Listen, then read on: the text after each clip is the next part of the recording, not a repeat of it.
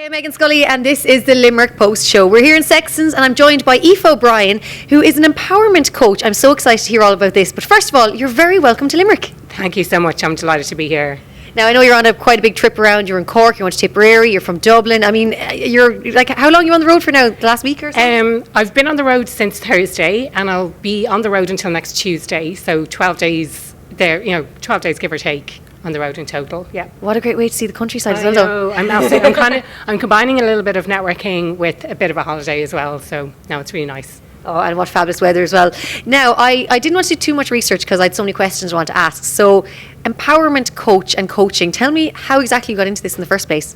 I suppose the background is that I wasn't really getting on that well in work, and I wanted to find a way to help people make better decisions for themselves, but also help companies to make better hiring decisions and hire the right people so that people are happier in work. That's really the essence of where it all stems from.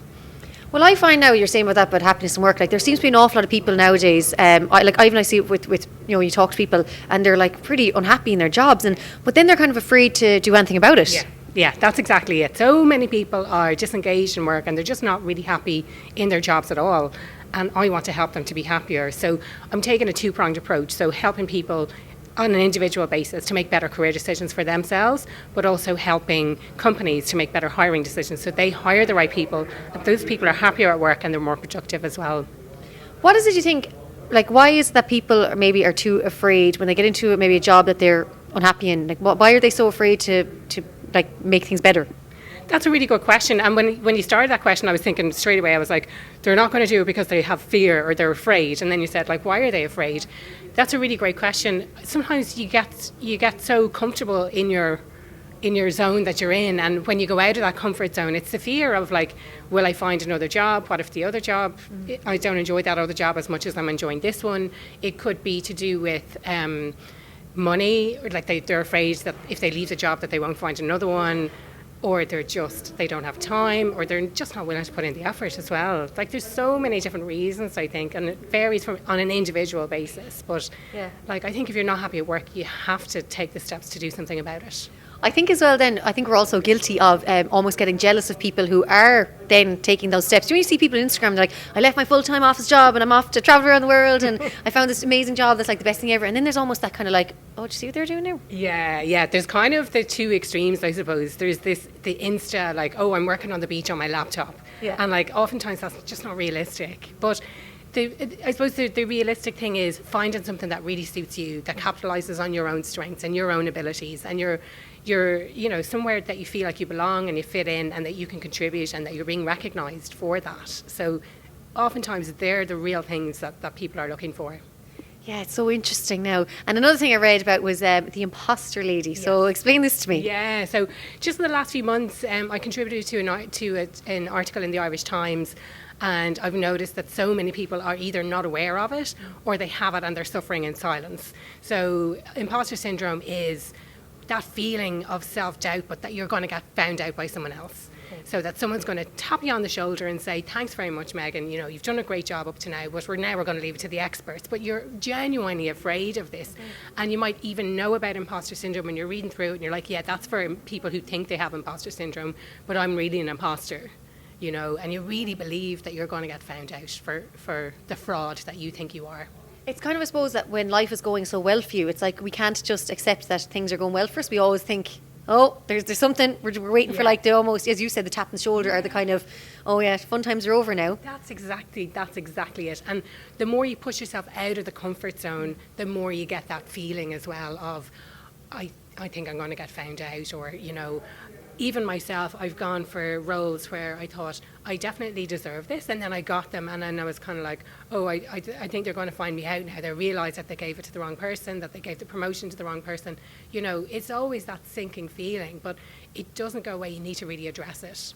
It's like what Richard Branson said, when you go for a job, it's like apply for it and then learn how to do it later. Exactly. Say yes and then learn how to do it later. And I try and apply that motto all the time. And the thing is, you can learn how to do things. And you have to have that belief that you can actually learn how to do these things as well for yourself. I'm certainly a firm believer in that now. Aoife O'Brien, where can we find you across social media? You'll find me on empowermentcoaching.ie. That's my website. I'm also on Instagram under empowermentcoaching.ie, Facebook empowermentcoaching.ie. I'm on Twitter as well, empowerment_IE. I also have a podcast that's been recently launched called Happier at Work, and you'll find that on Spotify, Apple Podcasts, or wherever you listen to podcasts. And I'm on Pinterest. If you find me, I think it's Aoife O'Brien or something like that. I think that covers just about everything. Aoife, thank you so much for chatting to Limerick Post. I hope you enjoy this glorious day in Limerick. Yes, I'm absolutely delighted. I can't wait now to go and check out the town later. Thanks a million for having me, Meghann. Thank you. Lost land. There's a somebody I'm longing to see. Now that snippet you just heard was Jane Fraser and Rory Keane, and you can see the full performance at the end of this interview.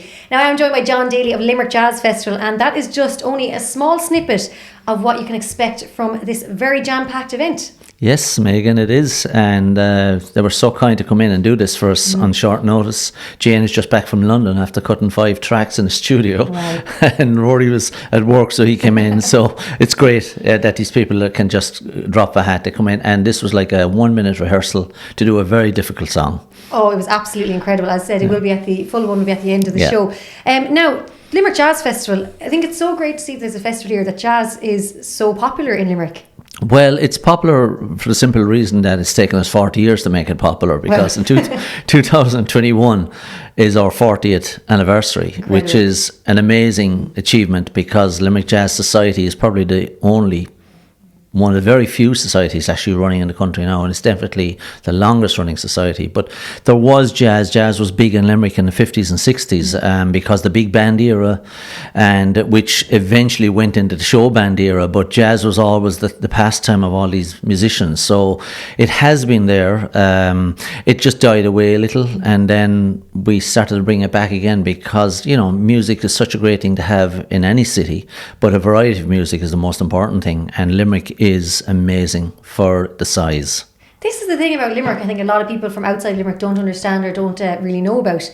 Limerick has so many little pockets of different genres of music, festivals, and so many different, like, we've interviewed rappers in the show, we've had pop stars, we've had indie, we've had country, now we've got jazz. Like, it's incredible, as you said, somewhere so relatively small is producing so much music. Well, per capita, I think the stats are wild, because I think Limerick is top of the list when it comes to, you know, the amount of music and musicians that are in the city, and there's such a diverse selection. I'm going back to when I started playing, which was in the 70s, you know, and like live music was incredible back then, because all the pubs had bands, and all the bands were like, everybody was busy back then, you know. Whereas, you know, as time went on and everything changed, and like the smoking ban then came in, and that really changed everything, because now all the people were not going to the pubs as much anymore. They're drinking probably a few drinks at home, going straight to a nightclub or something. So the band was kind of caught in the middle. And, you know, but I would hope that a resurgence is going to happen, especially after the recession we've had. You know, some people say it's still on, you know, in Limerick, but I just hope that, you know, it just gets stronger and stronger, because when you look at places like Dolan's, I suppose, incredible live music venue, and most of the festivals on there this year, we usually have places like the Bell Table or Lime Tree, but it depends on the acts as well, you know, and you have to be realistic, I suppose, in booking the acts and what kind of an audience you have and who you're going to capture for those particular performances, you know. Yeah, I just think it's phenomenal. And the Limerick Jazz Festival runs from the 27th to the 29th of September. As I said, you have so many events taking place across so many venues as well. Is there anything that you're particularly looking forward to? I know, I'm sure all of them, but is there one, if someone now watching right now is like, do you know what, I want to go to my very first maybe jazz gig or something, what would you recommend? Well, I think there's 2 particular ones there that would appeal to a cross-section of people. That's Sarah Gillespie, and she is of the kind of Joni Mitchell era, you know, and she's doing a mix, because her musicians are jazz musicians, but her style is kind of bluesy Joni Mitchell type, which is really cool, right? The other one I think are going to be the surprise package of the festival are Septeto International. Now, they're based in Switzerland, but they're from all over the world. There's a guy coming I had an email the other day. I had to send off an email to verify for his visa. He's coming from Cuba. Oh, wow. So this is Afro-Caribbean, Latin, Cuban. This is going to get the hands and feet moving, because this 7-piece band are electric. They're just incredible, you know.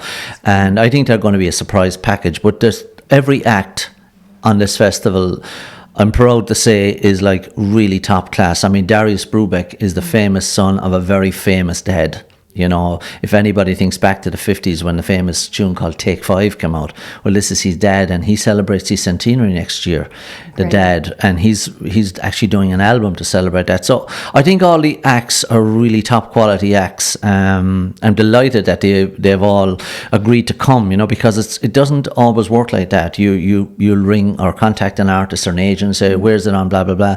But the fact, like you had somebody like Van Morrison here in 2014, and Van wants to come back. He loves to come back. It's just he's been very busy for the last couple of years doing albums, you know. So someone of that caliber, you know, wants to come back to the festival. It really does help get the word out, you know. That's amazing. And just even hearing, like, there's people from local level all the way internationally, that is just absolutely incredible. If anyone wants to get more information, where can they get it for Limerick Jazz? Well, they can go to limerickjazzfestival.com. They can download the brochure there as well. There's a downloadable format there, and the brochures are going to be all over city anyway and county. So I mean, I was out this morning for 3 hours, wore a lot of shoe leather this morning. So I did Shannon, 6 Mile Ridge, Cratlinus Road the whole way in down the Dock Road. So yeah, it's hopefully it's going to be a great festival, and we just need to get people more aware of what's happening in the city. As you said off air, there's a lot of stuff happening in Limerick. So much stuff happening. And people don't realise, they think, Limerick is dead. Limerick is not dead. There is so much happening here. You know, they just have to go in and check it out for themselves. Limerick.ie is a really good spot to see where all this stuff is happening anyway. Honestly, yeah, it is. Limerick is absolutely jam-packed. Now, John, before we say farewell, we have to introduce the song, of course. Jane is joining a band now. Is she for the festival? Jane is, actually, when you mentioned the dates there, Meghann, it's the 26th to the 29th, because we have a jazz trail on the Thursday. Brilliant. So the jazz trail is going to take in 7 pubs in the city. Oh, sounds like good fun. Okay, so Thursday night is really kicking off the festival.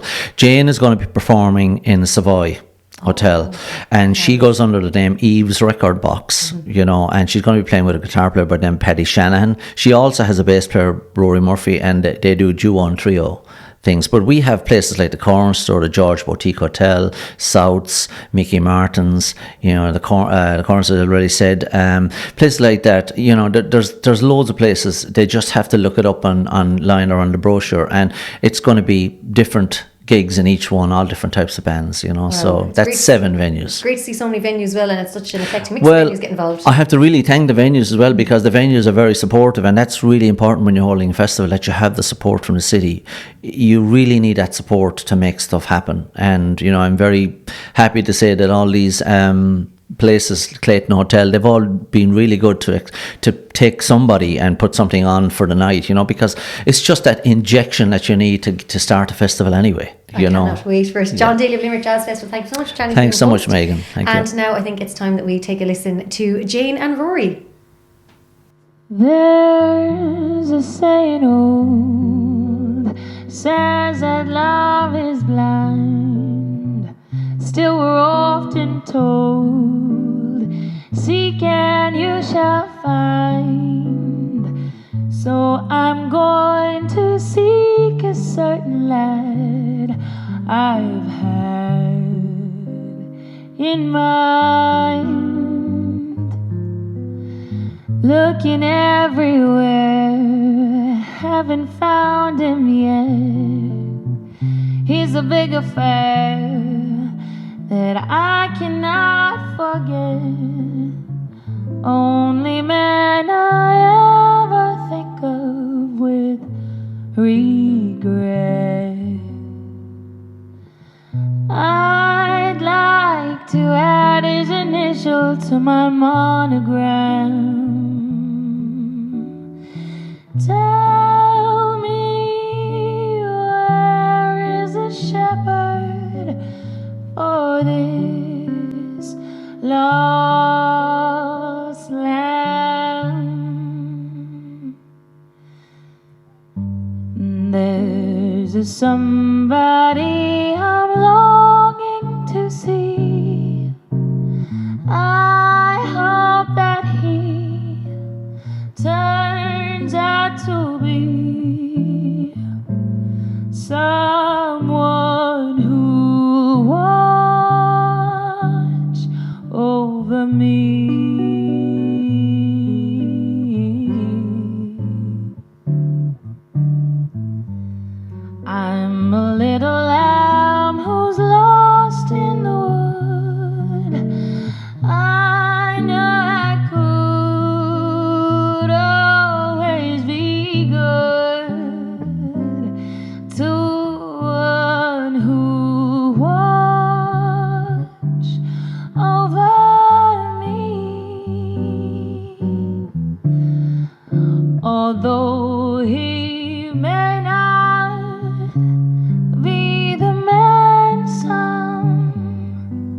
girls think of as handsome. To my heart, he carries the key.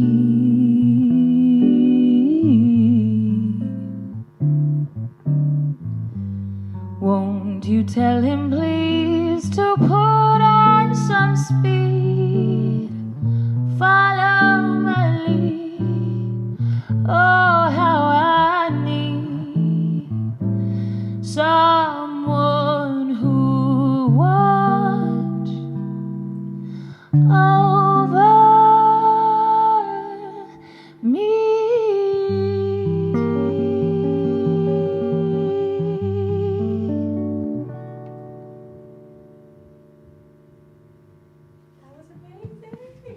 So we're here in La Piccola in Limerick City Centre, and I'm joined by Joy Neville. Thank you so much for coming on the show. Thanks for having me, Meghann. My pleasure.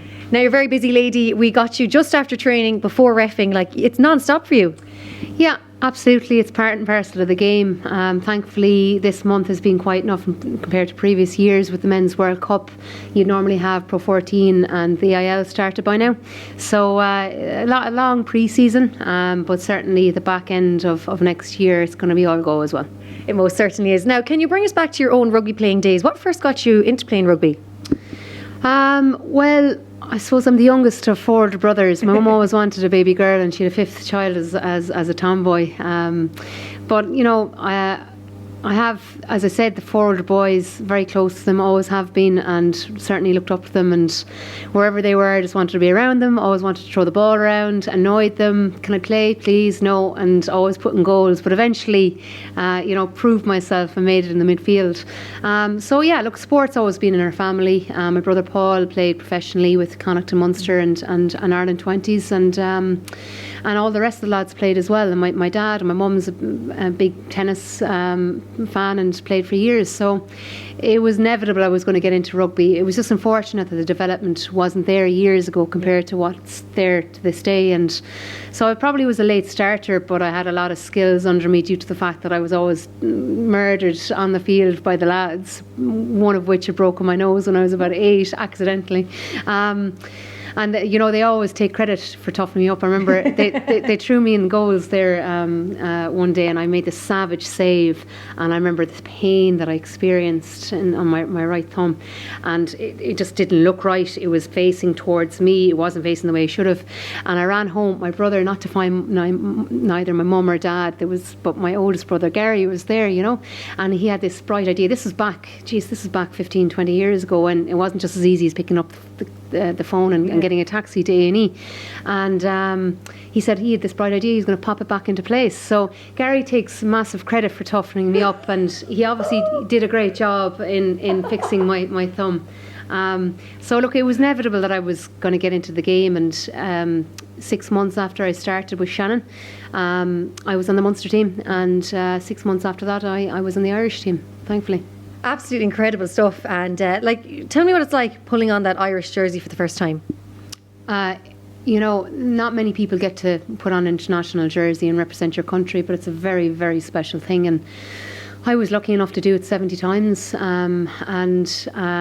know, I loved every time I put that jersey on and represented Ireland. And you know, people say to me, you know, you have to commit so much time to preparing and getting ready, and I have no regrets whatsoever. I missed a lot of family times, and when I was actually approached about refereeing, I turned around. Dave McHugh, an ex-international referee, he refereed in 3 World Cups, and he asked me would I be interested, and I said, Dave, I've given over a decade of my time to refereeing, and you're asking me to go back to playing. You're asking me to go back into rugby. And about 8 months, he said, look, I'll leave you be for a while, enjoy your time off, but I have a feeling that you'll want a new challenge. And he was right. And about 8 months later to the day, he rang me, and I said, he meant business, and I said, right, I'm going to ring someone I really respected, and just ask them. I just wanted to know what hasn't been achieved and what could be achieved. And I asked him one question. I asked him, would it be possible for a female to referee in the All-Ireland League, the 1A, which is the top league, the Gary Owens, Clontarfs, Corkans? And he said, Joy, not in my lifetime. And this guy was in his 50s, and I was like, okay, that's that then, you know. Put the phone down, and I picked it up to Dave McHugh, and I was, I'm in. You know, it's nice to know. Yes. It's nice to know, you know, to have a goal to what you want to achieve. And I achieved that 2 years later. And I think in this world, there's two people. And at some stage of our lives, I think someone will tell us we can't do something, and it's inevitable at some stage of our lives. And you can be one of two people. You can be the person who will listen to someone else's piece of advice and take it at face value, or you can have that self-belief and believe in yourself and prepare to the max in order to achieve your goals. And thankfully, I did the latter. I absolutely love that story, so I do. Now, tell me, how was it though? Because obviously, as a player, I played like camogie growing up in football and stuff, and you know, there's always like not issues with referees, but as a player, you're not that you're arguing with the referee, but you know what I mean. It's like There's a stigma. Yeah, there's a different thing there. So how was it for you then, suddenly being the player and then becoming the referee, so then kind of being on the other side of it? Yeah, it wasn't easy. It was a big transition because you're coming from a team environment. You make a mistake, your buddy beside you is going to slap you in the back and pick you up, and you carry on from there, and you have that atmosphere. You go through the highs, the lows, blood, guts, and tears, and as a result, you have this real close bond. But as a referee, it's very lonely because you make a mistake, and at that, a controversial mistake, you'll have all the teams, both teams are happy, 30 players and those watching the game, and you learn to grow thick skin. And certainly I struggled with it at the beginning, and you're never going to keep both sides happy unless it's a draw and there's no controversial decisions in there also. I think you just learn, you know, it's part and parcel of the game. I think the stigma is reducing, and it needs to be reduced further, I think, because in the end of the day, without a referee there's no game, but you just need to get on with it.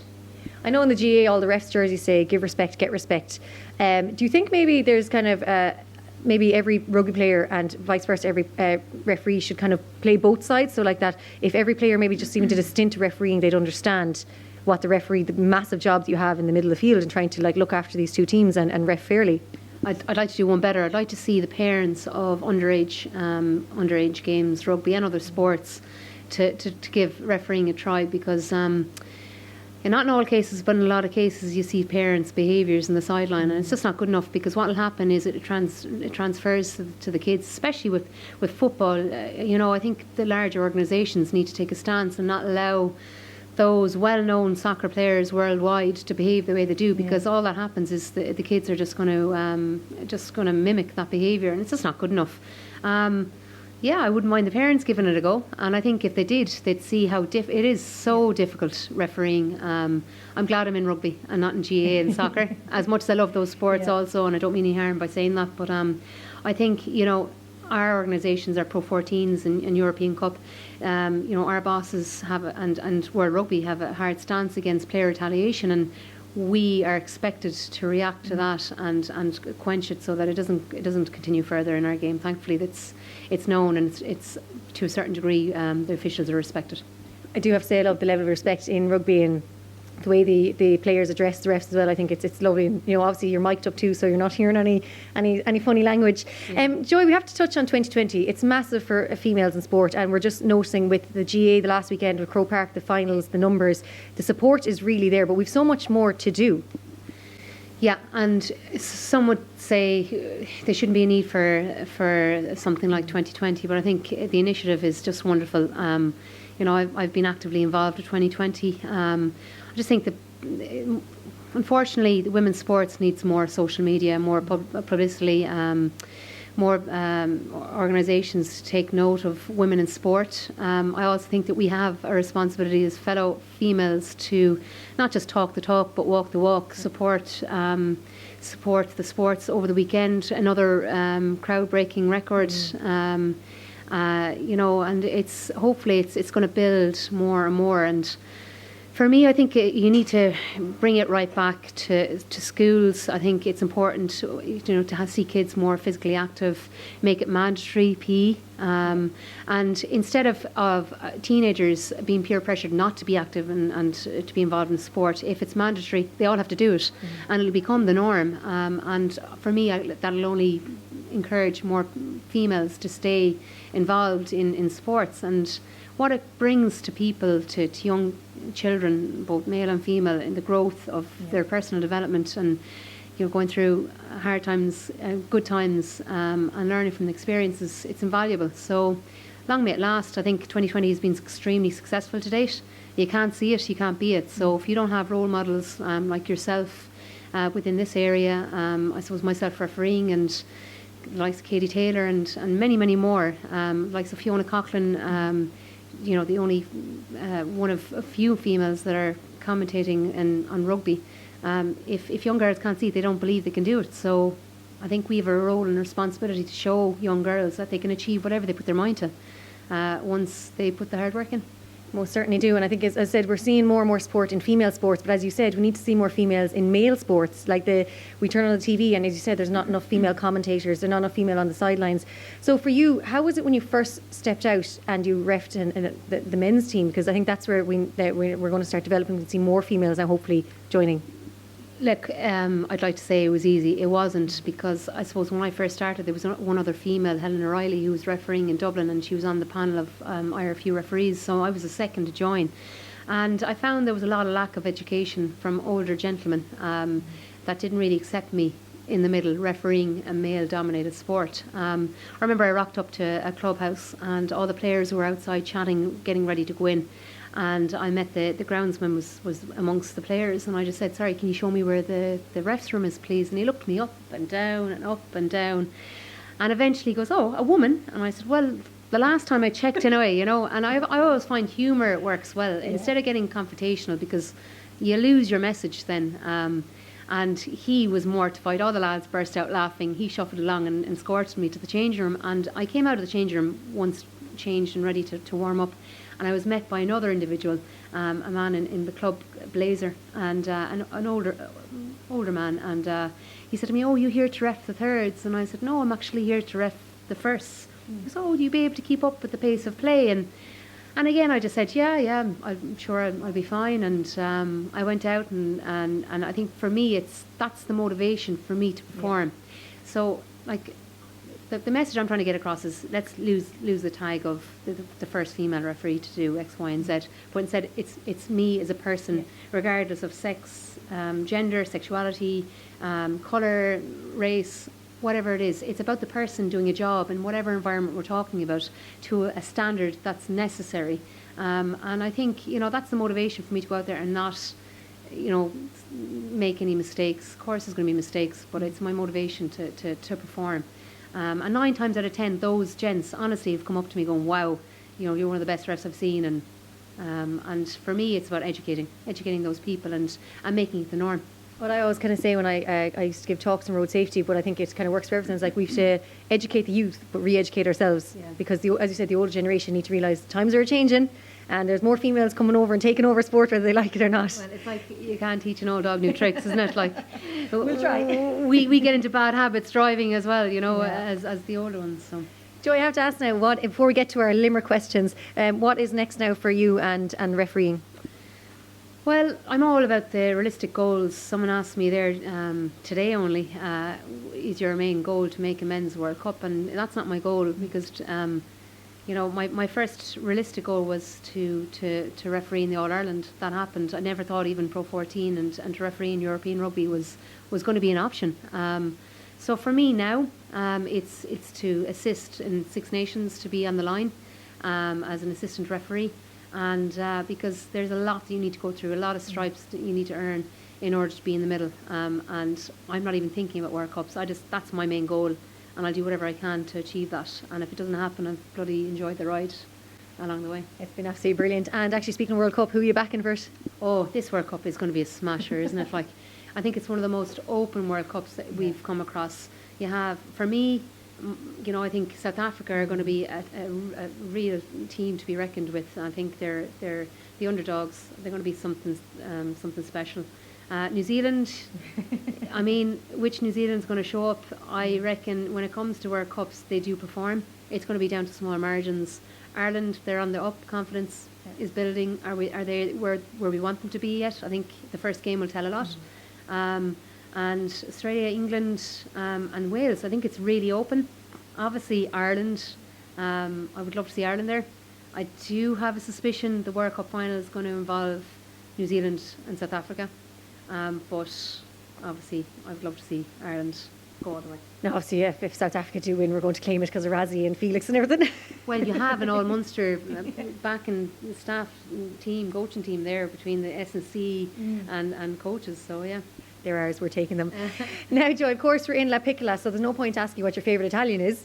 well, I have a few, and if I name one only, there'll be murder amongst the family. Obviously, the Piccola Pizzeria and La Cucina and Centro. So yeah, obviously Italians are my number one, married into the family, and they certainly look after me.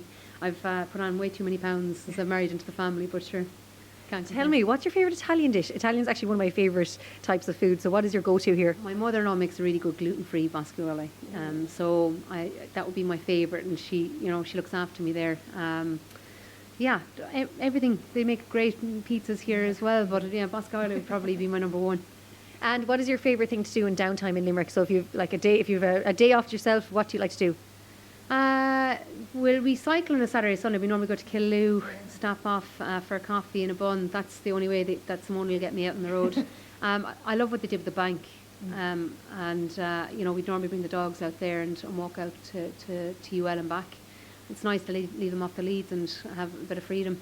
Clare Glens, love that. But I think it's great. I think Limerick is really on the up and up. It's good atmosphere, a lot more concerts than what there have been in the past, and hopefully that continues. Love the market on a Saturday. Now, these are things I'm beginning to get to do in the last month and a half due to the fact there hasn't been many games. So I won't be able to do any of that now from next week on. We're back into our season, and I'll be away every weekend abroad. So. Well, at least the weather's here. The weather's here, yeah, exactly. You got the right time off. Joy, finally, the last question we like to ask people in Limerick is, what is your favourite thing about Limerick? Could be the people, the places, or could be just something, I don't know, totally abstract. I do think Limerick people are very special. I'm sure every county person will probably say that about their own county, but I just think that we're very proud people. We are very supportive when we see success in our own, and I think we've a lot to be proud of here in Limerick. Now adding Greg O'Shea to the mix, who I've refereed. Well done, Greg. No, but Cranberries, the legends in the game, in rugby, Limerick hurlers, the Rose of Tralee of recent. There's so much that we can celebrate with obviously the rugby museum opening up and all that JP McManus does for Limerick. Like we're very proud people, and we're very supportive, and I love where I come from, truly, and I'm a very proud Limerick person, and I'll be living the rest of my life here. Absolutely love it. Joy, can I just say as well, you're not just a role model to women, you're a role model to everyone. Thank you so much for chatting to Limerick Post, Joy.